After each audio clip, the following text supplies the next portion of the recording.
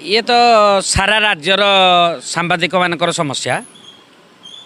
आम आज अनुगुल जिला सांबादिक यूनियन तरफ एक शांतिपूर्ण धारणा 10टा ରୁ 12टा पर्यंत देचु। आमर मुख्यतः दाबी रही पेंशन, प्रोटेक्शन, आक्रेडिटेशन ये तीनोटी मुख्य दाबी नहीं आज आम सरकार पाखे अनुरोध करुचु जे नहीं आम दाबी गुड़िक पूरण करा। ये गोटे सांबादिकर सुरक्षा कथा उठू कि पेंशन को बयस बयस हो गले पेंशन कथा उठू कि आक्रेडिटेशन कथा उठू ये तीनोटी हूँ मुख्य दाबी रही। एक यथार्थ ये सरकार आमको दवापाई बाध्य हूँ जे ना सांबादिक समस्या रही आम निश्चय मानक दबू।